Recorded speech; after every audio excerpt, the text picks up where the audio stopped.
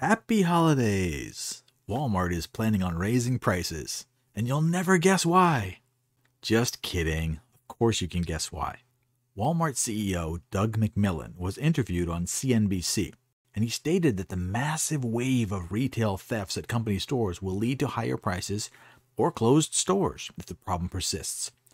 I'll link to the interview below. It's short, but here's a few highlights. One of the issues we hear all the retailers talk about is what's happening with theft, with shrinkage, stuff that walks out the door. I've spoken with other retailers who have said this is a national issue, a state issue, a city-wide issue. Laws matter where these things aren't prosecuted. What's it mean to the bottom line? What would you like to see people in Washington and elsewhere do about it? Yeah, theft is an issue. It's higher than what it's historically been, and we've got safety measures, security measures that we put in place by store location. I think local law enforcement being staffed and being a good partner is part of that equation, and that's normally how we approach it. But he states that retail theft is much higher than they expected. No kidding, huh? Well, in my opinion, there are three extremely clear reasons that this is happening. 1. Self-checkout. I know they're saving a ton of money by not hiring cashiers. Training, uniforms, benefits, etc. I get it. Employees are expensive, and to be quite honest, they're difficult to deal with in many cases. So they fired most of them, and now there are walls of self-checkout. If you watch the crowds for just a few minutes, you can easily see many examples of what they call underringing. That's just pretending to scan an item, just taking it. Like scan an item, scan another item, don't scan one, scan, scan, scan, don't scan. Congratulations, you just got a few free items. Yes, technically that's stealing, but it's happening a lot, and that contributes to the shoplifting problem. 2. The 949 Club. Proposition 47, which passed in California, now makes stealing anything under $950 a misdemeanor, and police rarely prosecute. I'm sure you have seen the videos of people, they run into a store, an organized mob, and they steal a few $100s worth of merch and run off. The staff just stand there because they're instructed not to get involved. So police aren't even called anymore because they rarely show up and they can never do anything to catch them anyway. Recently, many other jurisdictions, like Chicago and Portland, I think, have adopted this 949 policy with similar results. 3. General poverty. If you ask the experts, we're not in a recession, but prices have gone up consistently every week. Some people are just out of money, so they steal stuff just to get by. Now, this is painfully ironic because the more they steal, the higher the prices go. So they need to steal more, then prices go up. You see how this goes? The only way this ends is that the store locks every item under glass or they go out of business. Yes, even giant companies like Walmart can go out of business. And they will if they don't get this problem sorted out. I said there were 3 reasons, but I guess I would be remiss if I didn't include defunding police, especially in heavily Democrat areas. No police equals more crime. It's a pretty simple equation. The interview with the Walmart CEO was very calm and rational.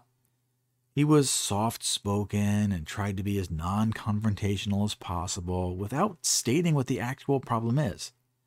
Now, Squawk Box's Rebecca Quick pointed out how certain cities have changed shoplifting rules, making it harder for police to prosecute criminals. She asked McMillon, "Does that matter?" So he responded, "If that's not corrected over time, prices will be higher, and/or stores will close." Keep that in mind. Stores will close, and that's not an idle threat. Walgreens Pharmacy has closed dozens of stores where the shoplifting was just out of control. Now there are large sections of cities where you can't find a pharmacy. This also affected Target stores.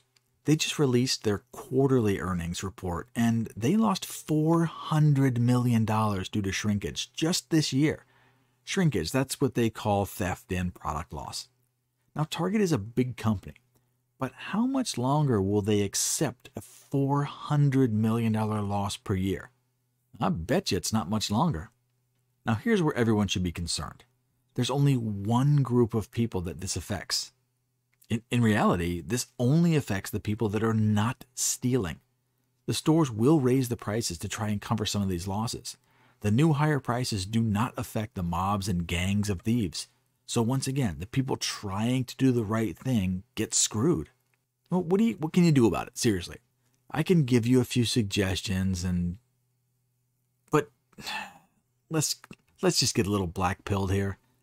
There's nothing you can do if the rules and laws allow the theft with no punishment. Okay, here's an analogy I heard a long time ago. Let's pretend you're on a football team. Everyone's big and tough, and everyone's pretty evenly matched, and it's a good, fair game. But they changed the rules for next season, and now steroids are legal. One team gets jacked up. Each player gains 50 pounds of muscle mass. They're faster, stronger, and tougher. When your team plays next year, you get absolutely demolished. It's not even close. But your team refuses to take steroids to compete because it's just not right. Guess what? You'll never win again. Because the rules changed and you're no longer on a level playing field. In Walmart, stealing is now basically legal in many places because you get the free stuff and there's no penalty. An honest person cannot compete with that. Is this a license to steal? No, of course not. Theft is wrong. But you have to be aware of reality and recognize that the rules have changed. Black-pilled? Yeah. And I hope this gets worse. In fact, it needs to get worse for it to change. If it keeps going like this, it could last years as businesses struggle and limp into financial ruin. It's like pulling a Band-Aid. Just close them down and move on. Yeah, it's painful. Painful for a little bit, but then it gets better. Have you seen any of this shoplifting in your day-to-day life? And seriously, give me your predictions. How much longer are businesses going to put up with this? If you like this kind of stuff, do the like and subscribe thing. I got another video coming later, so I'll see you soon.